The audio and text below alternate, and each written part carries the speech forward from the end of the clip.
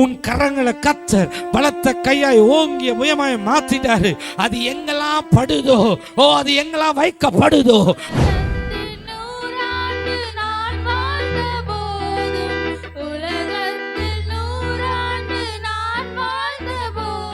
the hand of God is with him.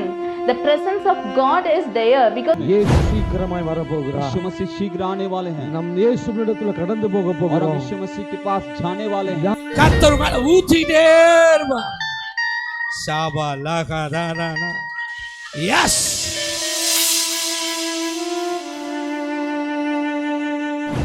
கர்த்தருடைய பரிசுத்த நாமத்திற்கு மகிமை உண்டாவதாக. இந்த காலை வேளையில கர்த்தருடைய வார்த்தையின் மூலமாய் உங்களை சந்திப்பதிலே மிக்க மகிழ்ச்சி அடைகிறேன். இன்றைய தியானத்திற்காக தெரிந்து கொள்ளப்பட்ட வேத பகுதி லூக்கா 16ஆம் அதிகாரம் 26ஆம் வசனம். லூக்கா 16ஆம் அதிகாரம் 26ஆம் வசனம். அதுவும் அல்லாமல் இவ்விடத்திலிருந்து உங்களிடத்திற்கு கடந்து போகவும் அவ்விடத்திலிருந்து எங்களிடத்திற்கு கடந்து வரவும் மனதுள்ளவர்களுக்கு கூடாத படிக்கு எங்களுக்கும் உங்களுக்கும் நடுவே பெரும் பிளவு உண்டாக்கப்பட்டிருக்கிறது என்றார். அப்ப இந்த பகுதியை நாம் லூக்கா 16ஆம் அதிகாரத்தை நாம் கடைசி பகுதிகளை பார்க்கும் போது அங்கே இருவரை குறித்து கூறப்பட்டுள்ளது. ஒருவர் ஐஸ்வர்யவான், இன்னொருவர் லாசரு. அப்ப இந்த ஐஸ்வர்யவானுடைய வாழ்க்கையை பார்க்கும் போது அவர் பணக்கார வாழ்க்கை தான், ஐஸ்வர்யவான் அவர் பணக்கார வாழ்க்கை தான் வாழ்வார். அவர் எப்படிப்பட்டவராய் காணப்படுகிறார்? அவருடைய வாசற் பகுதியில லாசரு என்று பெயருள்ள ஒரு ஏழை காணப்படுகிறார். அந்த ஏழையானவன் அவனுடைய உடம்பு முழுக்க பருக்களாய் காணப்படுகிறது. அதை நாய்கள் நக்கி கொண்டிருக்கிறது. இந்த ஐஸ்வர்யவானுடைய மேஜையிலிருந்து விழுகின்ற உணவுகளை அவன் எடுத்து சாப்பிட்டு கொண்டிருக்கின்றவனாக காணப்படுகிறான். இந்த நிலையில இருவரும் இறந்து போகிறார்கள். இந்த லாசரு இறந்து போகிறார், கொஞ்ச நாள் தாண்டி ஐஸ்வர்யவானும் இறந்து போகிறார். இறந்து போகின்ற அந்த சூழ்நிலையில பார்க்கும்போது இந்த லாசரு ஆபிரகாமின் மடியில அமர்ந்திருக்கிறத இந்த ஐஸ்வர்யவான் பார்க்கிறான். இந்த ஐஸ்வர்யவான் எங்கே இருக்கிறான் என்றால் அவன் பாதாளத்துல காணப்படுகிறான். இங்க கீழே இருந்து அவன் மேல நோக்கி பார்க்கிறான். பார்க்கும்போது ஆபிரகாமனுடைய மடியில காணப்படுகிறார் லாசரு. இதை பார்த்த உடனே அந்த ஐஸ்வர்யவானுக்கு ஒரே ஆவல், ஐயோ என் வீட்டு வாசற்படியில இருந்த லாசரு ஆயிடுச்சு. அப்போ அதை பார்க்கும்போது அவனுக்கு கிளியரா தெரிஞ்சு, அவன் உயிரோடு இருக்கின்ற நாட்கள்லயே அவனுக்கு தெரிந்திருக்கிறது, என் வாசற்படியில ஒருத்தன் இருக்கிறான், ஒரு ஏழையானவன் இருக்கிறான், உணவுக்கு வழி இல்லாமல் ஒருத்தன் இருக்கிறான், அவனுக்கு உணவு கொடுக்க வேண்டுமே, அவனுக்கு உடை இல்லாமல் இருக்கிறதே, அதையெல்லாம் இந்த ஐஸ்வர்யவான் பார்த்துதான் இருக்கிறான். ஆனாலும் இவன் உயிரோடு இருந்த ஒவ்வொரு நாட்கள்லையும் அந்த லாசருவை குறித்து எந்த மனதும் இல்லாதவனாக காணப்படுகிறான். இறந்ததுக்கு அப்புறம் அந்த லாசருவை பார்க்கின்ற போது, ஐயோ லாசருவே, ஐயோ ஆபிரகாமே, அந்த லாசருவின் சுண்டு விரல்ல இருந்து அந்த தண்ணீரை தொட்டு எனக்கு கொடுங்க, எனக்கு இந்த நெருப்புல என்னால தாங்க கூடாததா இருக்கிறதே, என்னால தாங்க முடியல, கொஞ்சம் தண்ணீராச்சும் கொடுங்க என்று ஒரு பரிதாப நிலையில இந்த ஐஸ்வர்யவான் காணப்படுகிறான். அப்போ இந்த ஆபிரகாம் சொல்லுகிறார், இல்ல, நீ பூமியில உயிரோடு இருக்கும் காலத்துல உன் நன்மைகளை அனுபவித்தாய், உன் நன்மைகளை நீ ஏற்கனவே அனுபவித்தாய், அதனால இப்போ எதுவும் இல்லை. அப்படி சொல்லிட்டு தான் சொல்றாரு, இவ்விடத்திலிருந்து உங்களுக்கும் உங்கள்கிட்ட எங்களுக்கும் வர மனதுள்ளவராய் இருக்கிறவர்களுக்கு வராத படிக்கு ஒரு பெரும் பிளவு இருக்கிறது. அப்ப அந்த பெரும் பிளவு வருவதற்கு முன்னாடியே நாம் பரிசுத்த இடத்துக்கு போகிறதற்கு நம்மளை ஆயத்தம் உள்ளவர்களாய் காணப்பட வேண்டும். இந்த பகுதியை பார்க்கும்போது நமக்கே ஒரு சந்தேகம் வரும், அப்போ ஐஸ்வர்யவானா இருந்தா பரலோகத்துக்கு போக முடியாதா? அப்படி கிடையாது. ஐஸ்வர்யவானா இருந்தாலும் கர்த்தர் ஐஸ்வர்யத்தை தருகிறவர், கர்த்தர் ஆசீர்வாதத்தை தருகிறவர். நாம் மேன்மையா இருக்க வேண்டும் என்பதுதான் கர்த்தருக்கு பிரியமானது. எல்லாம் உண்மைதான், எல்லாம் நிச்சயமானது தான்.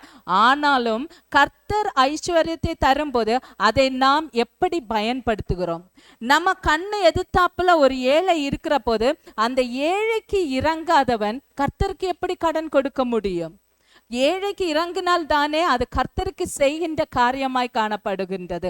இந்த ஐஸ்வர்யன் கண்ணு முன்னாடி தான் அந்த லாசரு அவ்வளோ நாட்களும் இருந்தான். ஆனா அப்பெல்லாம் அவன் எந்த ஒரு மனதும் அவனுக்கு செலுத்தவில்லை. அதே மாதிரி தான் லாசருவான், அவன் ஏழையா தான் இருக்கிறான். இவருடைய மேஜையிலிருந்து விழுகின்ற சாப்பாடை தான் அவன் சாப்பிட்டு கொண்டு இருக்கிறான். ஆனா இந்த லாசரு ஒரு நிமிஷம் யோசிச்சு பாருங்க, யார் வர்றவங்க போறவங்க கிட்ட இந்த ஐஸ்வர்யவான் இருக்கிறானே, அந்த ஐஸ்வர்யவான் எனக்கு சாப்பாடே தர்றதில்ல, அங்க இருந்து விழுற சாப்பாடை தான் நான் சாப்பிட்டுட்டு இருக்கிறேன், அவங்க வேணான்னு சொல்ற இதை தான் நான் யூஸ் பண்ணிட்டு இருக்கிறேன் அப்படின்ட்டு புறங்கூறிட்டு இருந்தானா அவனுக்கு அந்த இடம் கிடைச்சிருக்குமா? நிச்சயமாக இல்லை. அப்போ நம்ம வாழ்றோம், ஏழை பணக்காரன் என்பது வித்தியாசம் அல்ல, இருதயத்துல நாம எப்படி இருக்கிறோம்? இருதயத்துல ஏழையா இருக்கிறோமா, இல்லை இருதயத்துல பணக்காரராக இருக்கிறோமா? அது ரொம்ப முக்கியமான ஒன்றா இருக்கின்றது. இந்த கால வேளையில நாம நம்மளை யோசித்து பார்ப்போம்.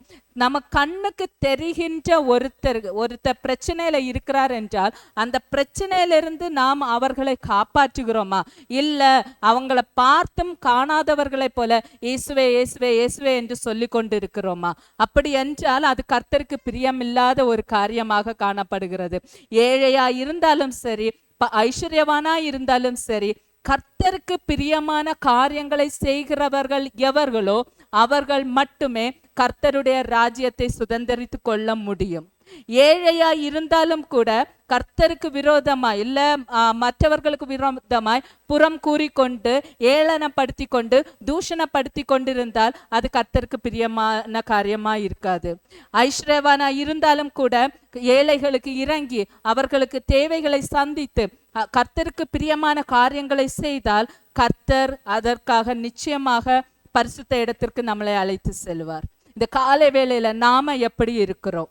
இந்த உலக பிரகாரமான ஐஸ்வர்யம் அல்ல, உலக பிரகாரமான ஏழை அல்ல, ஆனால் கர்த்தருடைய பார்வையில நாம் எப்படி இருக்கிறோம்? கர்த்தர் புடமிட்டு பார்க்கும் போது நாம் ஜொலிக்கின்ற தங்கமாய் காணப்படுகிறோமா?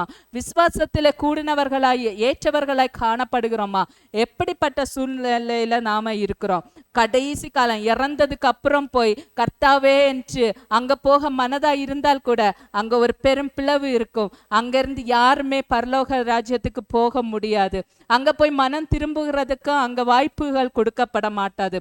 அதனால வாய்ப்பு இருக்கிற போதே கர்த்தருக்கு பிரியமான காரியங்களை செய்கிறவர்களாய் காணப்படுவோம். அப்படியே ஜெபம் செய்வோம். கர்த்தாவே, இந்த வேளையில உம்மை நோக்கி பார்க்க நீர் கிருபை செய்தீர், உமக்கு நன்றி ராஜா. இந்த காலை வேளையில நீர் எங்களோடு பேசுனீங்க தகப்பனே.